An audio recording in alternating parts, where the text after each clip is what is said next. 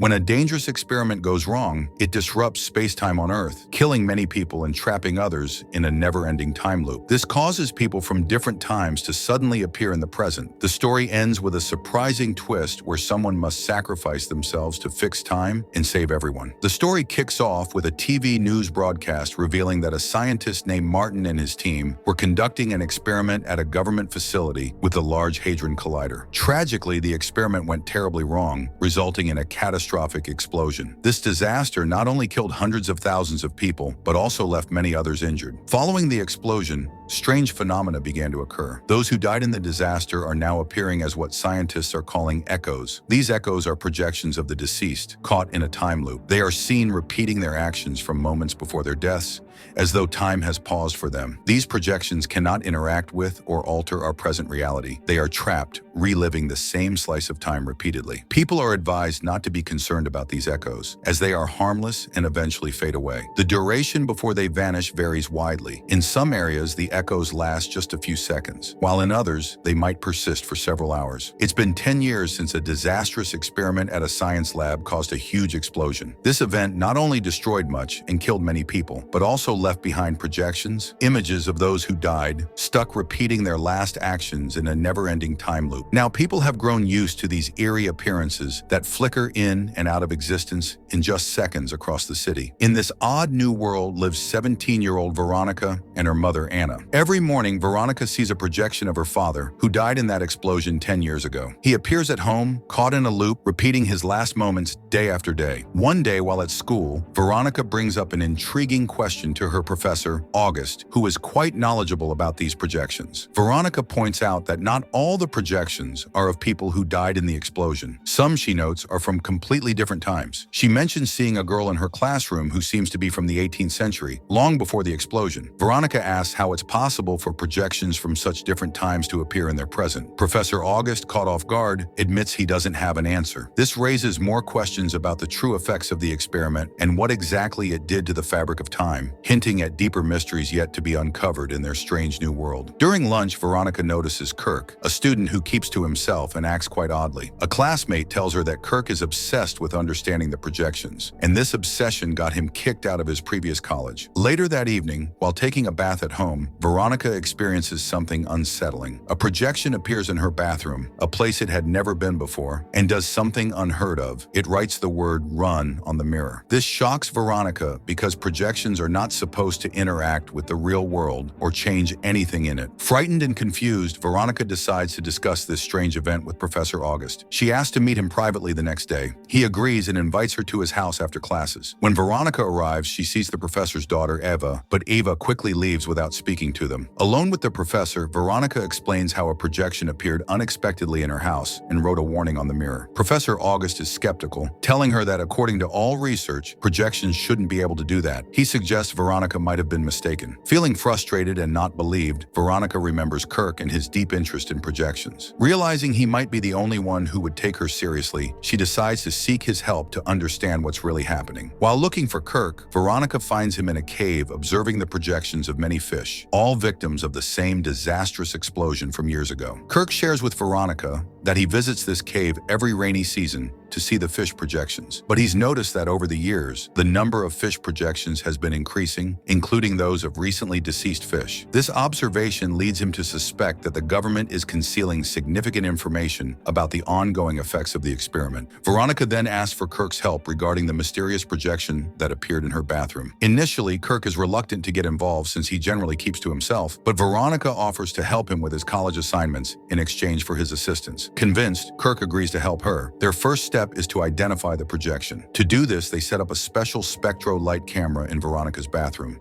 designed to capture an image of the projection should it appear again. When the projection does reappear, the special light seems to disturb it, causing it to react aggressively towards Veronica. It disappears as soon as the light is turned off, leaving Veronica shaken by the encounter, especially since the projection was able to physically affect her. Despite the frightful experience, Kirk manages to snap a photo of the projection. He then begins to research its identity and discovers startling information information. The projection is of a man named Brian, who was a notorious serial killer. Brian had kidnapped and murdered a young woman named Mary, then killed himself the day after her murder. In the days that followed, Kirk and Veronica delved deeper into researching Brian's background. They discovered that the murder of Mary, the woman he killed, occurred on her birthday, which was February 29th, a date that only occurs in leap years. This detail struck Veronica particularly hard because her own birthday also fell on February 29th. The coincidence seemed too significant to ignore, and Veronica began to suspect a deeper connection between herself and the haunting presence of Brian's projection. As they were discussing these eerie coincidences, the lights in the room suddenly started to flicker, and Veronica's diary fell to the floor. Picking it up, she was shocked to find the word "run" scrawled across a page, echoing the message left by Brian's projection in her bathroom. This series of unsettling events left Veronica increasingly frightened about why Brian's projection seemed to be targeting her specifically. The next day brought more complications. The college principal summoned Kirk to his office to inquire about his visit to Mary's mother. Kirk candidly explained that his research into projections and their unusual behavior, particularly concerning Brian and Veronica, motivated the visit. The principal, after hearing Kirk out, did not reprimand him, but seemed troubled by the revelations. However, the atmosphere of unease escalated the following day during the college sports events. Amid the activities, someone called the principal to the roof of a building. Tragically, the principal was then seen falling from the roof to his death. While those who witnessed the incident initially believed it to be a suicide, possibly driven by personal issues, the circumstances were suspicious, adding another layer of mystery and tension to the already strained atmosphere surrounding Veronica and Kirk's investigation into the supernatural occurrences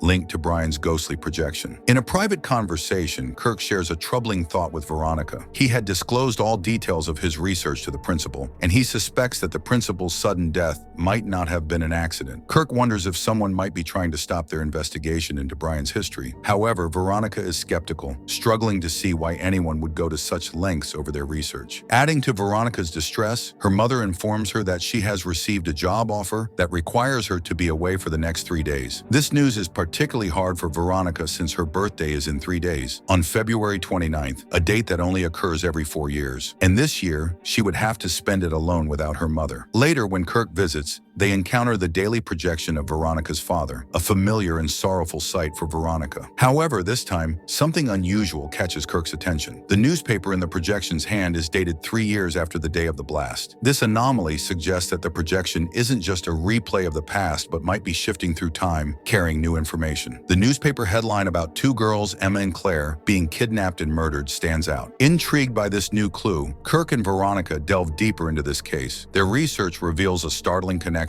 Both Emma and Claire, like Veronica, were born on February 29th. As Veronica and Kirk delve deeper into the mystery, they meet Claire's sister, who reveals shocking details about her sister's relationship with Brian. She tells them that Claire was Brian's girlfriend and was killed in the same laboratory where the catastrophic blast occurred 10 years ago. Claire's death projection still appears daily at the lab, drawing hundreds of spectators to witness the eerie replay of her final moments. Shocked by these revelations, Veronica and Kirk are driven to learn more about what exactly Brian and Claire were doing in the lab on that fateful day, and whether Brian played any role in the explosion. Determined to uncover the truth, they travel to the city where the lab is located. This city, scarred by the explosion, still bears the marks of devastation, and the projections of those who perished there linger for many hours. Upon reaching the lab, they find, as expected, Claire's projection reenacting the terrifying moments before her death. They watch as the projection of Claire tries to flee from someone, only to be caught and strangled. Amidst the crowd gathered to watch this grim spectacle, Kirk spots Dr. Martin, the lead scientist responsible for the failed experiment and presumed dead by many. Veronica and Kirk quickly confront Dr. Martin, who is visibly shaken and ridden with guilt over the consequences of his experiment. Cornered and remorseful, Dr. Martin decides to reveal the full story, leading to the most significant twist in their investigation. Dr. Martin and his team were researching what happens to human consciousness after death. They noticed that in big explosions, shadows or echoes of the deceased were created. This observation led them to think about the scientific principle that nothing in the universe is ever destroyed. It simply changes form.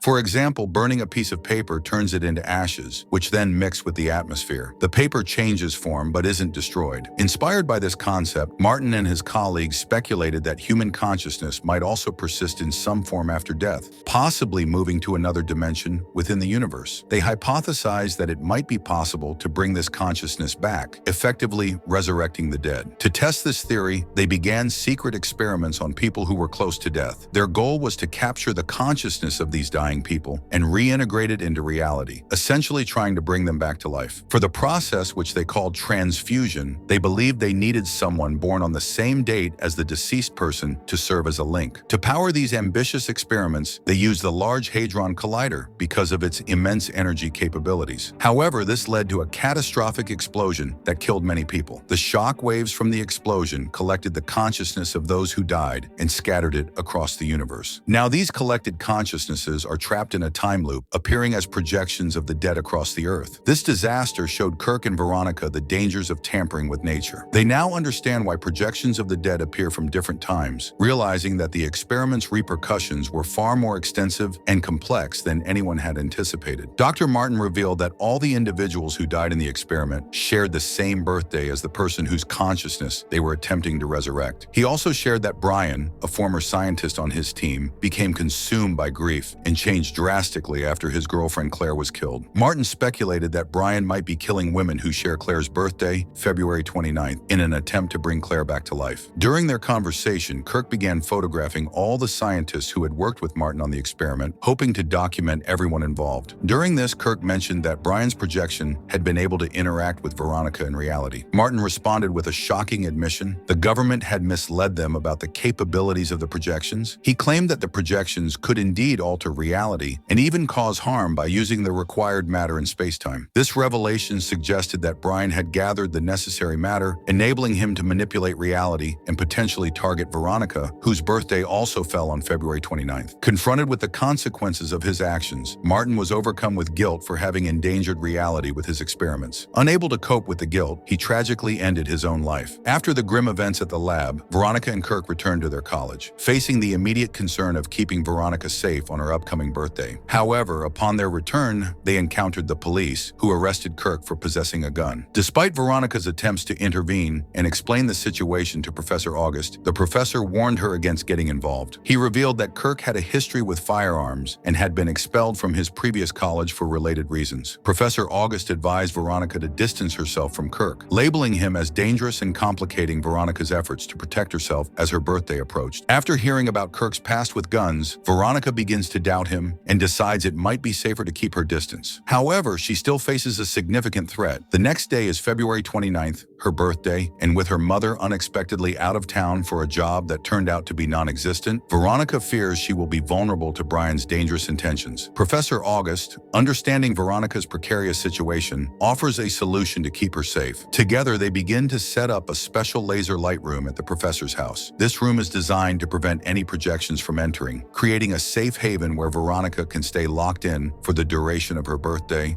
ensuring that Brian cannot reach her. Meanwhile, the circumstances around her mother's job offer raised suspicions. It appears someone deliberately lured her away from home, potentially to leave Veronica unprotected on her critical day. That evening, after being released by the police, Kirk attempts to reconnect with Veronica. He tries to point out the suspicious timing of their recent troubles, suggesting that someone might be orchestrating events against them. He mentions the coincidence of the principal's death following their meeting and his own arrest right after their return, implying that these were not isolated incidents, but part of a targeted effort to disrupt their investigation and protect the experiment's secrets. Despite Kirk's arguments, Veronica is overwhelmed and still wary of trusting him.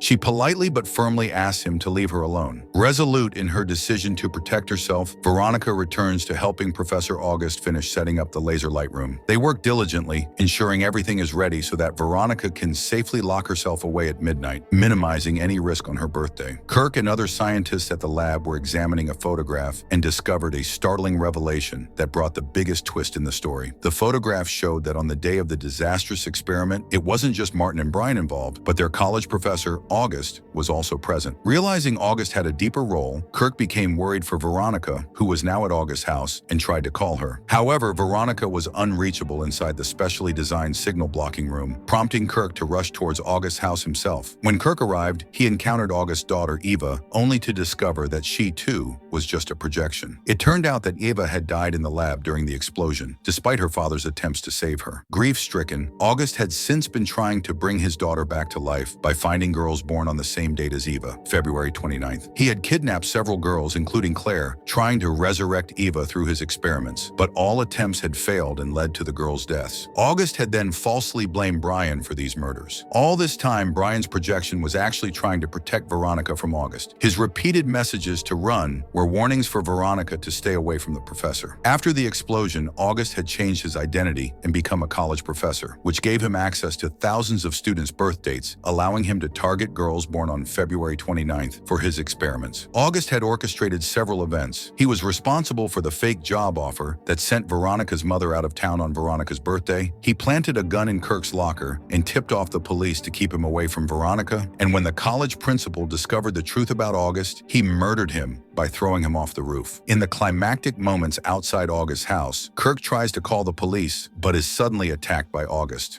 who then quickly begins to bury what he intended to be Veronica's grave. Meanwhile, August approaches Veronica with food in the secure room. However, Veronica, now wary of August's true intentions, attempts to escape. August catches her, declaring it's finally time to perform his experiment since it's past midnight. In a desperate struggle, Veronica manages to strike August with her skate and flees the room, but August catches up to her again. With no one around to help, Veronica, in a last-ditch effort, breaks the nearby ice, pulling both herself and August into the frigid water. August, fueled by rage, refuses to let go, but as Veronica feels herself losing strength, a turning point arrives. Brian's projection, having harnessed matter from space-time, intervenes, freeing Veronica from August's grasp. Exhausted and struggling to stay afloat, Veronica is close to succumbing when Kirk, having survived August's earlier attack and escaped the pit, rushes to her rescue. He pulls her from the water, saving her life just in time. This thrilling conclusion wraps up the story with a dramatic rescue, showcasing the unpredictable and exciting nature of the narrative. Now, turning to the audience, how did you like the video? Did the twist at the end surprise you? Let us know in the comments, and don't forget to subscribe to the channel for more sci-fi videos. Thank you.